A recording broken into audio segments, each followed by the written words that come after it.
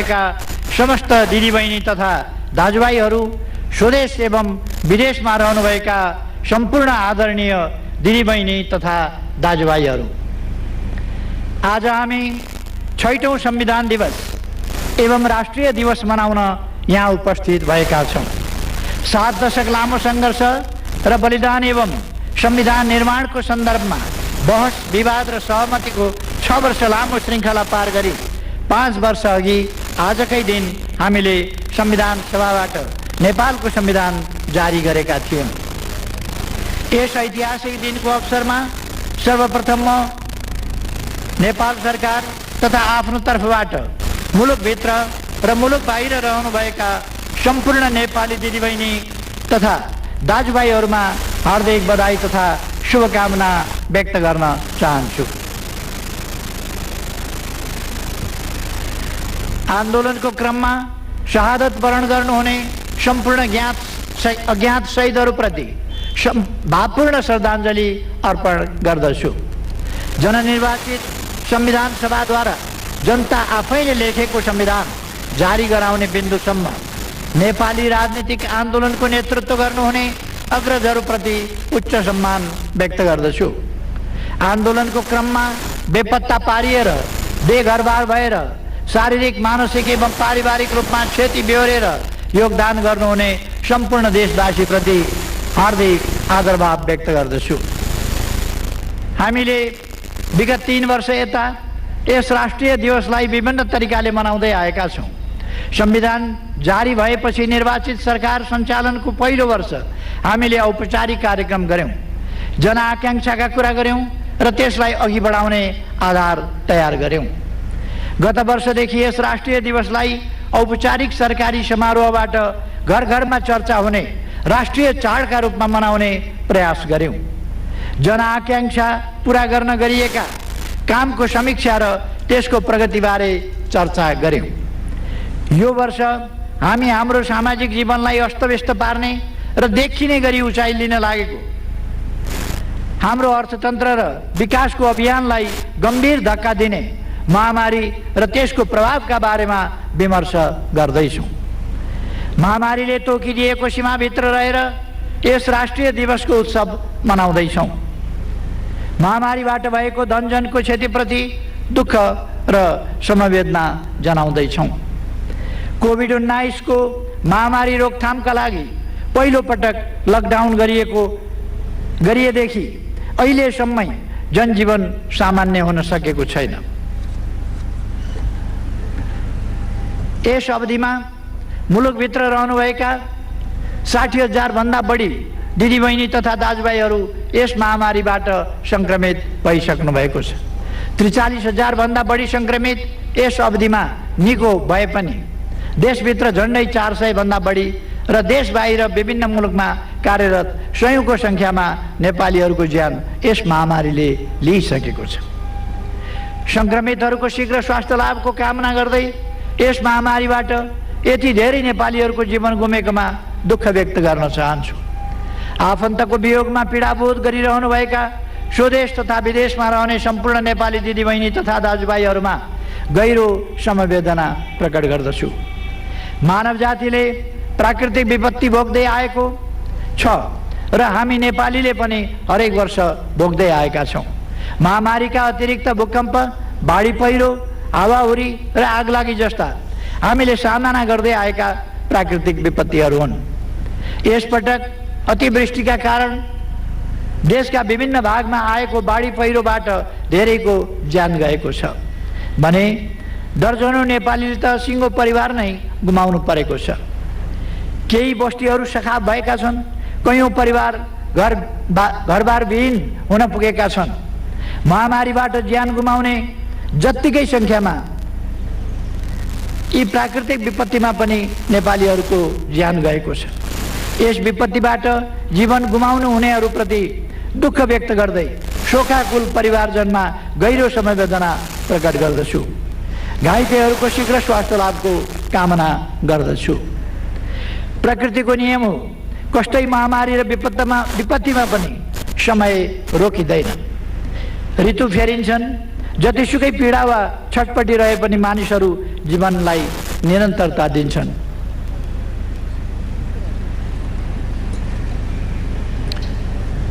गौरव गाथा गाउने दिन आउँछन्, स्मरण गर्नुपर्नेहरूलाई श्रद्धापूर्वक सम्झिन्छन्, प्रतिबद्धतालाई निरन्तरता दिन्छन्, बाँकी रहेको जिम्मेवारी पूरा गर्ने प्रण गर्छन्।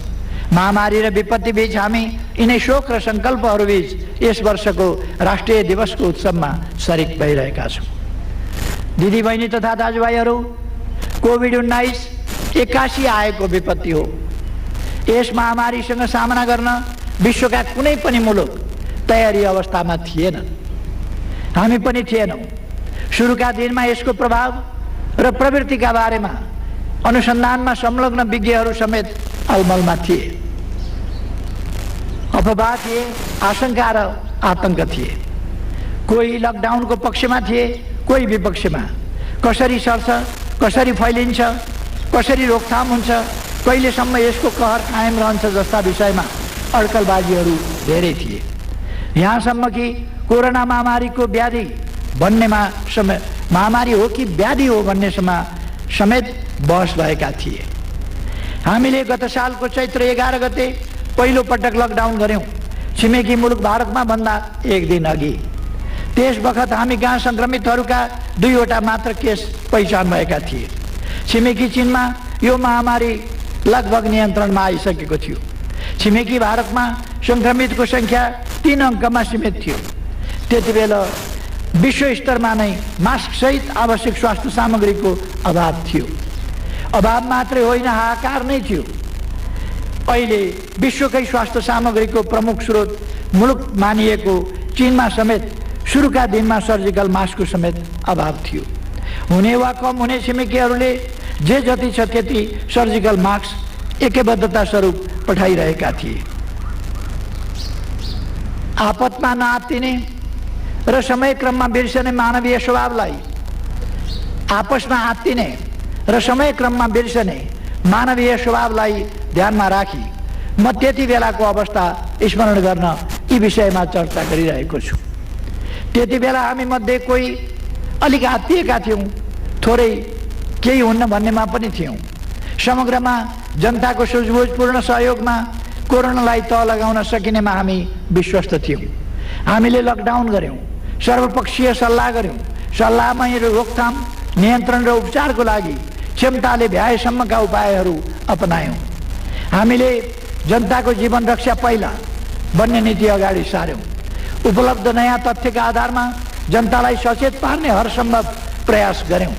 यस अवधिमा प्रधानमन्त्रीको हैसियतमा मैले पटक पटक औपचारिक सम्बोधन गरेँ। मृगौला प्रत्यारोपणका लागि अपरेसन थिएटरमा जानु अघि र अस्पतालबाट डिस्चार्ज भए लगत्तै पनि सम्बोधन गरेँ। यी सबै सम्बोधन मार्फत गरिएका काम र गर्ने कामका बारेमा आम देशवासीसँग संवाद गरेँ। सामाजिक दूरी कायम गर्ने, मास्क प्रयोग गर्ने र समय समयमा हात धुने मात्रै होइन, आफ्नो आन्तरिक रोग प्रतिरोधी क्षमता वृद्धि गरी सिङ्गो मुलुकलाई निरोगी नेपाल अभियानमा संलग्न हुनुपर्नेमा जोड दिएँ। चिकित्सक तथा स्वास्थ्यकर्मीहरू, सुरक्षाकर्मीहरू, सबै प्रकृतिका कामदार कर्मचारीहरू, तीनवटै तहमा कार्यरत जनप्रतिनिधिहरू, विज्ञहरू, राजनीतिक दल तथा आम नागरिकहरूको महामारी नियन्त्रण, रोकथाम र उपचारको यस राष्ट्रिय अभियानमा सक्रिय संलग्नता रह्यो, जुन खुसीको कुरा हो। पर्याप्तता भन्ने सापेक्षित कुरा हो।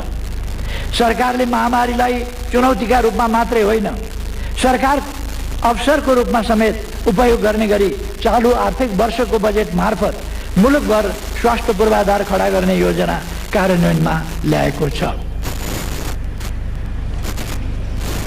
दिलमा बसेर आलोचना गर्नु बेग्लै कुरा हो, तर महामारी नियन्त्रणका लागि चालिएका कदमहरूको संक्षिप्त समीक्षा गर्ने हो भने अहिलेसम्मको कामका तस्बिर उराट लाग्दो होइन, उत्साहजनक देखिन्छन्। कोभिड-19 को संक्रमण नेपालमा देखिनु पूर्वको कमजोर र अहिले उपचारका पूर्वाधार तथा क्षमतामा उल्लेखनीय प्रगति भएको अवस्था बीचमा आकाश जमिनको फरक छ। 2076 माघ 9 गते कोभिड-19 को पहिलो केस पहिचान हुँदा पीसीआर परीक्षण देशभित्रैको प्रयोगशालामा सम्भव नभएकाले त्यसको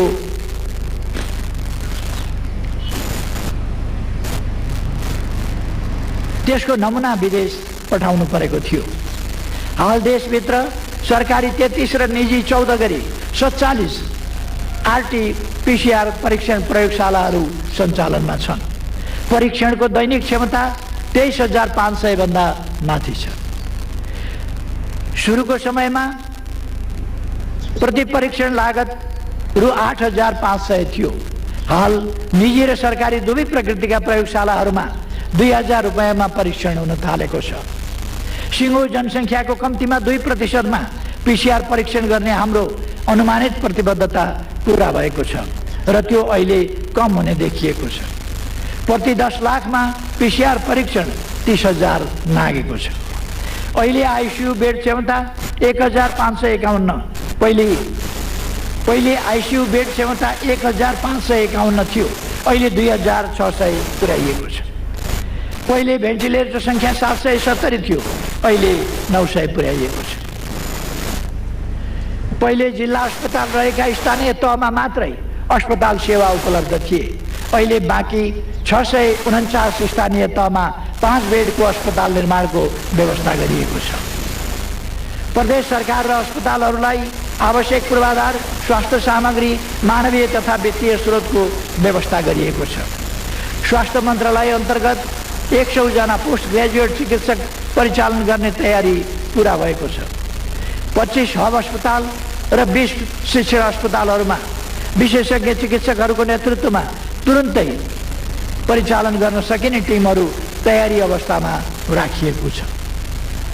बहुसंख्यक नेपालीहरूलाई कोभिड-19 का लक्षण तथा हात धुने, भिडभाडबाट टाढा हुने, मास्क प्रयोग गर्ने जस्ता रोकथामका उपायहरूबारे जानकारी छ। Mobile ringtone, toll free hotline phone, web portal, radio, TV, सामाजिक सञ्जाल तथा पत्र पत्रिकाका अतिरिक्त स्वास्थ्य तथा जनसङ्ख्या मन्त्रालयको दैनिक ब्रिफिङबाट स्वास्थ्य चेतना तथा जोखिम बारेको सूचना प्रवाह गरिएको छ। केस व्यवस्थापनका लागि आवश्यक PPE सहितका सामग्रीहरू उपलब्ध छन्। मास्क, सेनिटाइजर लगायत आधारभूत स्वास्थ्य उपकरणहरूको उपलब्धता छ। पहिले परम्परागत औषधि आदिका बारेमा दुविधा थियो, अहिले हाम्रा जडीबुटी र परम्परागत वस्तुहरूको प्रयोगबाट आफू निको भएको भनेर कतिपय संक्रमितहरूका अनुभव पनि सुन्न थालिएको छ। दिदीबहिनी तथा दाजुभाइहरू, गत वर्ष आजकै दिन मैले सरकार सञ्चालनको 18 महिना भएका उपलब्धिको संक्षिप्त विवरण राखेको थिएँ। यदि कोरोना महामारी हुँदैन थियो भने आज गत वर्ष कबुल गरिएका कतिपय काम सम्पन्न भएको विवरणको चर्चा हुने थियो। केही राष्ट्रिय गौरवका आयोजनाहरू उद्घाटन हुने थिए। भैरवाको अन्तर्राष्ट्रिय विमानस्थल सञ्चालनमा आइसकेको हुने थियो। माथिल्लो तामाकोशी जलविद्युत आयोजनाबाट ऊर्जा उत्पादन सुरु भएको हुने थियो। मेलम्चोकको पानी आउन लागिसकेको हुने थियो।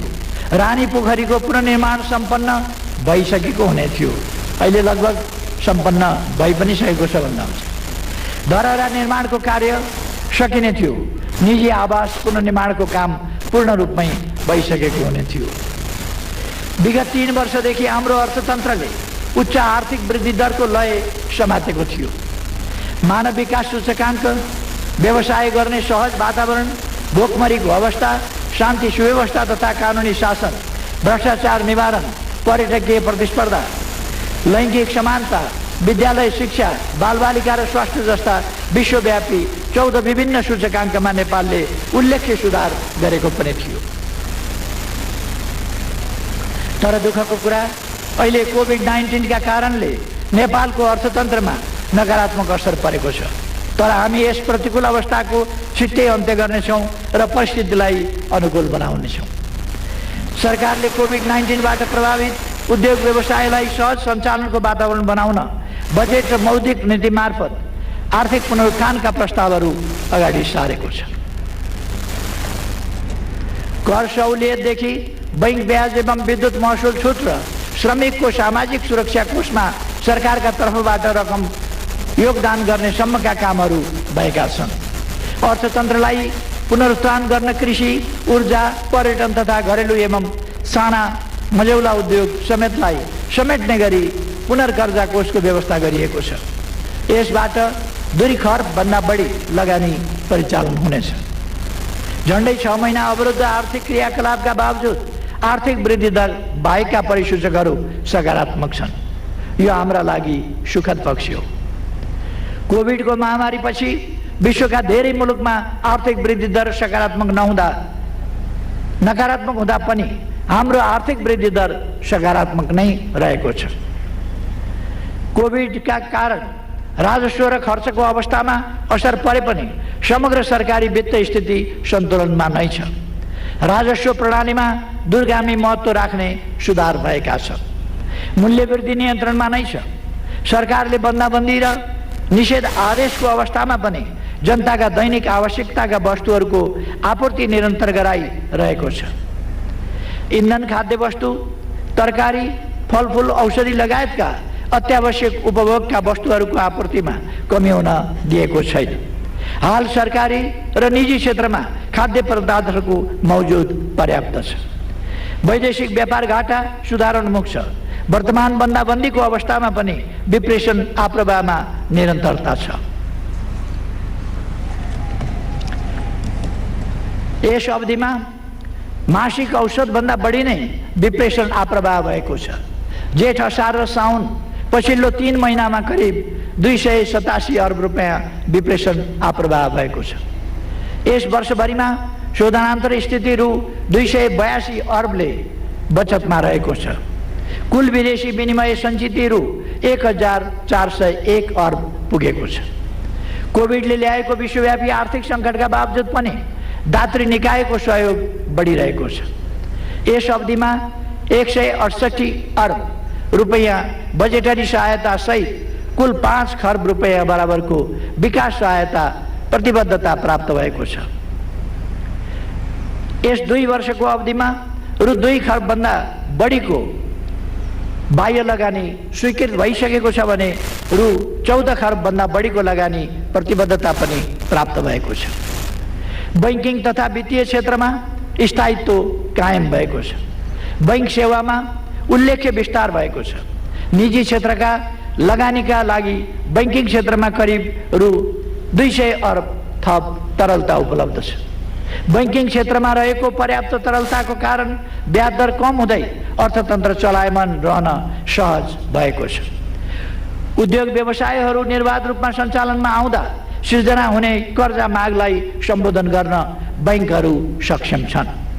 बीमा तथा पुँजी बजारको दायरामा उल्लेख्य विस्तार भएको छ। लकडाउनमा पनि विकास निर्माणलाई यथाशक्य निरन्तरता दिइएको छ। यस अवधिमा 178 किलोमिटर सडकलाई पिच गरिएको छ। 89 मोटरेबल पुल निर्माण भएका छन्। त्यो लकडाउनको अवधिको कुरा। भूकम्पबाट भत्किएका 53,000 बढी निजी आवास पुनर्निर्माण भएका छन्। दाजुभाइ तथा दिदीबहिनीहरू, यस वर्षको जेठ 24 गते हाम्रो संसदले सार्वभौम सत्ता र भौगोलिक अखण्डताको सन्दर्भमा सर्वसम्मत निर्णय गरेको छ। हाम्रो निशान छाप संशोधन मार्फत संविधानले सर्वस्वीकार्यता हासिल गरेको छ। सिङ्गो राष्ट्र एक भएको त्यस दिनलाई इतिहासमा बिरलै हुने अविस्मरणीय दिनका रूपमा स्मरण गरिनेछ। म सङ्घीय संसदका सम्पूर्ण माननीय सदस्यहरूलाई धन्यवाद भन्न चाहन्छु। सम्पूर्ण देशवासी दाजुभाइ दिदीबहिनीहरूलाई बधाई ज्ञापन गर्दै त्यस ऐतिहासिक क्षणको म गर्वका साथ स्मरण गर्न चाहन्छु। मैले सरकारको नेतृत्व सम्हालेदेखि नै कसैले म यो सरकार र सत्तारूढ दलको लोकतन्त्रप्रतिको निष्ठाका बारेमा गरिने आशंका वा भ्रम सिर्जना गर्ने प्रयासबाट विस्मित हुने गरेको छु। मैले भन्दै आएको छु, लोकतन्त्रमा असहमत स्वरहरूले स्थान पाउनुपर्छ, तर हल्लाबाट प्रभावित हुने र जता हावा बग्छ त्यतै बरालिने परिपाटी लोकतन्त्र होइन। लोकतन्त्र निरङ्कुश तन्त्रको विकल्प हो। यो विधिको शासन हो, मर्यादित र अनुशासित प्रणाली हो। स्वतन्त्र प्रेस लोकतन्त्रको अभिव्यक्ति हो। यसले लोकतन्त्रलाई सुदृढ बनाउँछ, लोकतान्त्रिक संस्कार, व्यवहार र अभ्यासलाई बलियो बनाउँछ। हाम्रा आम सञ्चारका माध्यमहरूले पनि तथ्यको आधारमा सत्य पस्किने र समाजलाई सुसूचित गर्ने दायित्व वहन गरी आफूलाई व्यावसायिक पत्रकारिताको तहमा उठी जनताको सही सूचना प्राप्त गर्ने हकको रक्षा गर्न प्रतिबद्ध र सफल हुनुपर्दछ भन्ने म ठान्दछु। हिजो नियन्त्रित र कमजोर अवस्थामा पनि अग्रगामी आन्दोलनमा योगदान पुर्याउने सञ्चार माध्यम र बौद्धिक जगतले आज बाटो अल्मलिन मिल्दैन। अझ स्पष्ट र सुदृढ योगदानको अपेक्षा नेपाली जनताले गरेको मैले पाएको छु। सङ्कटको बेला, अझ मानिसको मन दुखेको बेला हल्लाहरूले जनमतलाई प्रदूषित गर्ने जोखिम हुन्छ। विगत 1 वर्ष यता हाम्रो लोकतन्त्र, गणतन्त्र र संघीयताका बारेमा कहिले मन्द त कहिले प्रश्न सुनिने गरी प्रश्न उठेको मैले सुनेको छु। मैले विगतका सम्बोधनमा पनि भनेको थिएँ, जब राष्ट्रले निर्णय लिन्छ त्यहाँ अलमल होइन, प्रतिबद्धता हुन्छ। संघीय लोकतान्त्रिक गणतन्त्र नेपाली जनताले लिएको ऐतिहासिक निर्णय हो। अब यसलाई इमान्दारितापूर्वक सबल बनाउन लाग्नु हामी सबै नेपालीको कर्तव्य हो। यस बीचमा नेपालको राजनीतिमा अस्थिरता ल्याउने योजनाबद्ध प्रयासहरू पनि तीव्रताका साथ भए। ती प्रयासलाई परास्त गरेर हामी नेपालीले फेरि स्थिरता र स्थायित्वलाई सुनिश्चित गरेका छौँ। पोहोर साल यो संविधान र व्यवस्थाको मात्रै होइन, राष्ट्रिय अखण्डताकै विकल्प खोज्छु भन्ने शक्ति निशर्त राजनीतिक मूलधारमा समावेश भयो। मैले गत वर्ष पनि संविधानका कुनै धारा र दफाहरूले कहीँ कतै हाम्रो अधिकार ओझेल पारे भन्ने बुझाइमा कोही भए औचित्य र आवश्यकताको आधारमा समयक्रममा सच्याइन्छ भनेको थिए। गैर संवैधानिक गतिविधि त्यागी राष्ट्रिय मूलधारमा समावेश हुन र हाम्रो संविधानले दिएको अधिकार उपभोग गर्न आह्वान गरेको थिएँ।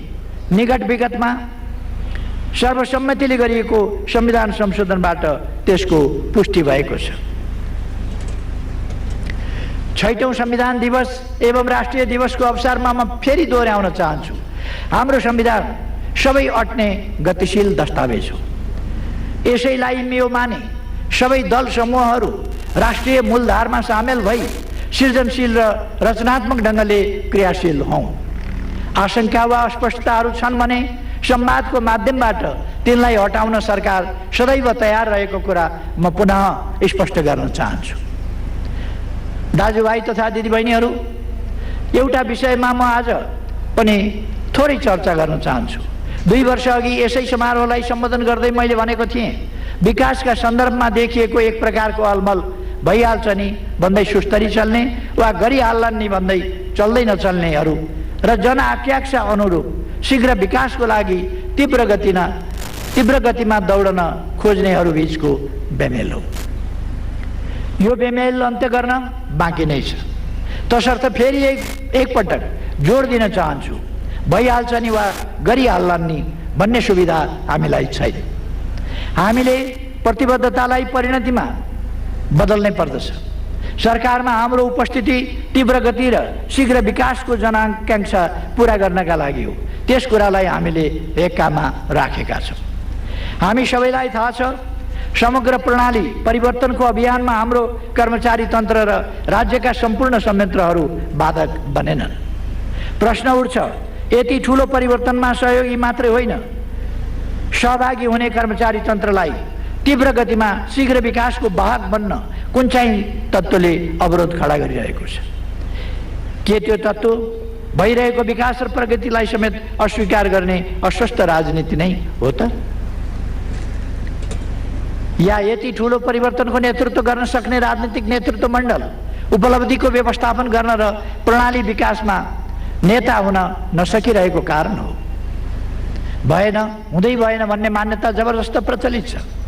यसलाई तर्कले होइन, व्यवहार र उपलब्धिबाट हामीले जवाफ दिन सक्नुपर्दछ। विकासको गतिमा सार्वजनिक खरिद ऐन जस्ता विद्यमान कानुनी प्रबन्धहरू पनि अलिक अमिल्दा छन्, समय घर्काइदिने खालका छन्।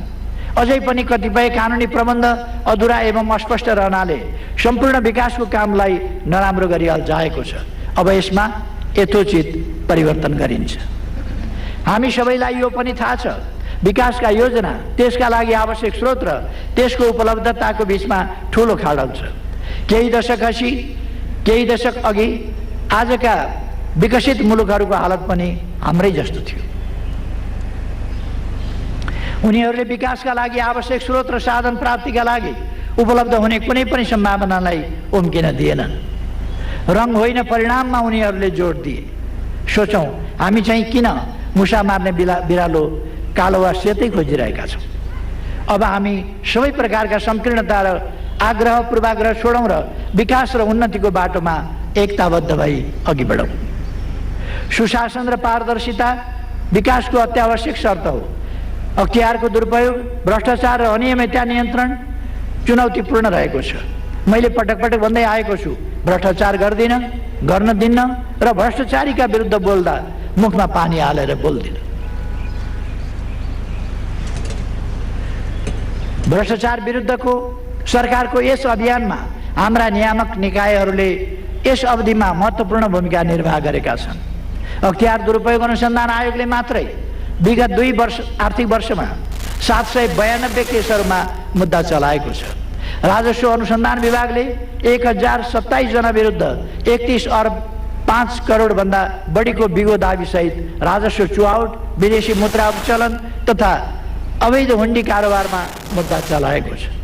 लोकतन्त्र प्राप्तिको 7 दशक भन्दा लामो सङ्घर्षमा हामीले सामन्ती प्रतिक्रियावादी राज्य सत्ताका विरुद्ध नेपाली जनतालाई परिचालित गर्यौं। ढाल्नुपर्ने र फाल्नुपर्ने सत्ताको रूपमा हामीले विरोधको निशाना बनाएको राज्य व्यवस्था संविधान सभाद्वारा संविधान जारी भएसँगै समाप्त भयो। हामी अहिले जनताद्वारा जनताका लागि जननिर्वाचित प्रतिनिधिबाट लेखिएको संविधानले सिर्जना गरेको नयाँ राज्य व्यवस्था सञ्चालन गरिरहेका छौँ। प्रश्न उठ्छ, आफैले आफ्ना लागि बनाएको यो राज्य प्रणालीमा खाल्टाखुल्टी भए सम्म्याउन सकिन्छ, तर यसलाई सुदृढ गर्नुको साटो विगतको निरङ्कुश प्रणालीलाई चाहिँ यसका विरुद्ध जानी नजानी माहौल खडा गर्नु कुनै पनि हालतमा उचित हुनै सक्दैन। दिदीबहिनी तथा दाजुभाइहरू, मलाई विश्वास छ महामारीको जोखिम कम हुनासाथ हाम्रो अर्थतन्त्र पुरानै लयमा फर्किनेछ। अर्थतन्त्रका अन्य सूचक दुरुस्त रहेको यस अवस्थामा पर्यटन लगायतका सेवा क्षेत्र सञ्चालन हुनासाथ आर्थिक वृद्धिले अपेक्षा गरेकै दरमा प्रगति गर्नेछ। यो महामारी अस्थायी परिघटना मात्रै हो।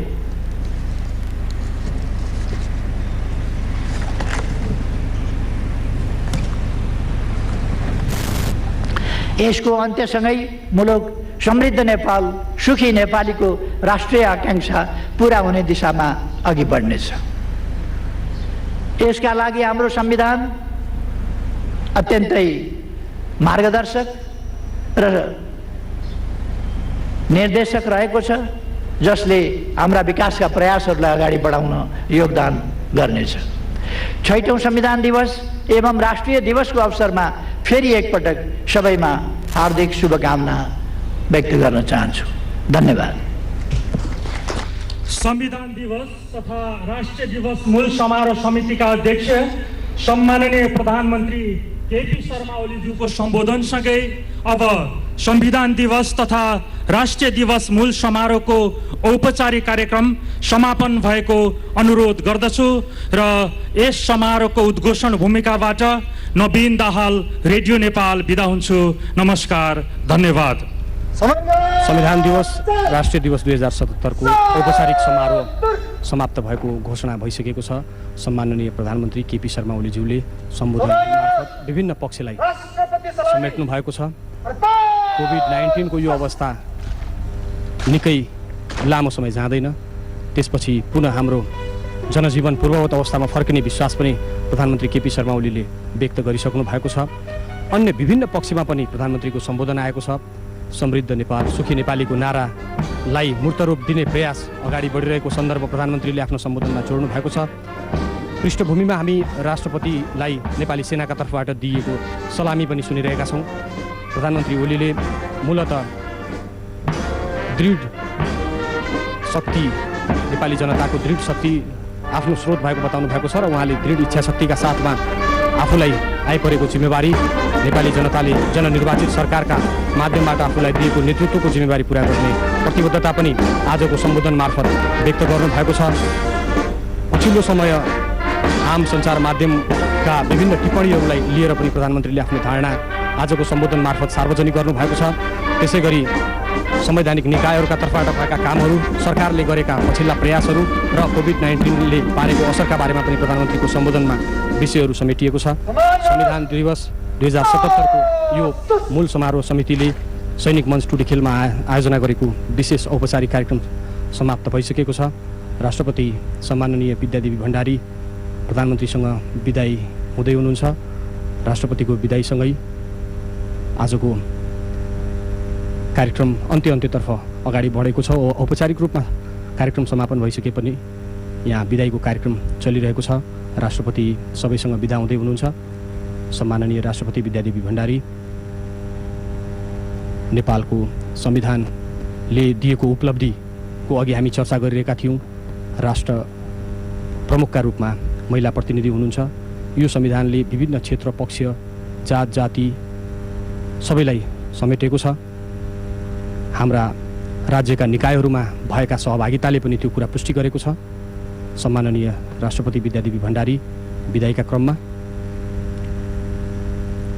रेडियो नेपालका तर्फबाट हामी प्रत्यक्ष प्रसारण गरिरहेका छौँ सैनिक मञ्च टुडीखेलबाट।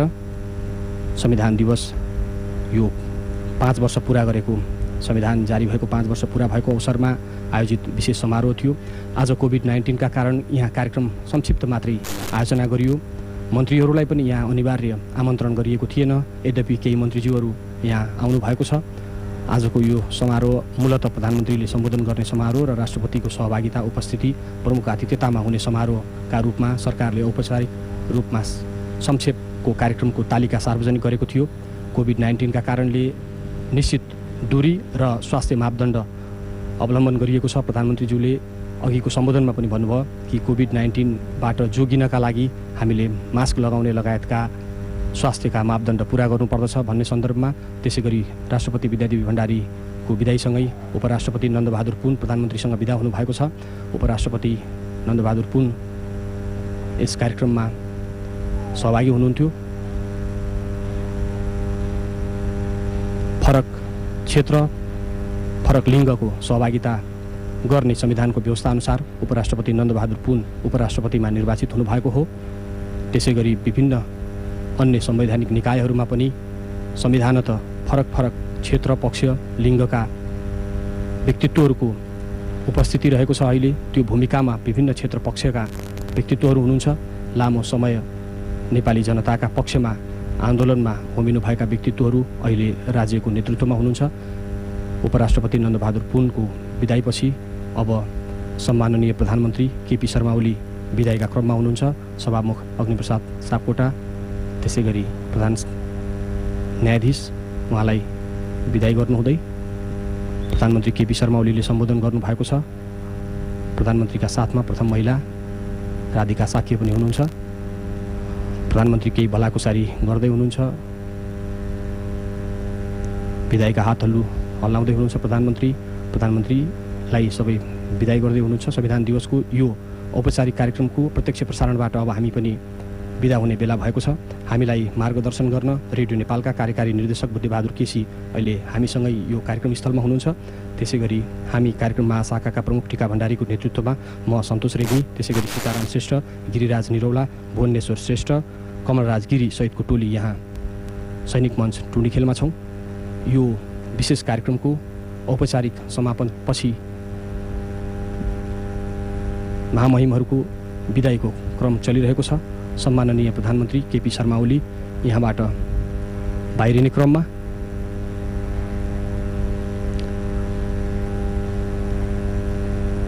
स्वास्थ्य सुरक्षाको मापदण्ड अवलम्बन गरेर आयोजना गरिएको यस कार्यक्रम करिब सकिएको छ। प्रधानमन्त्री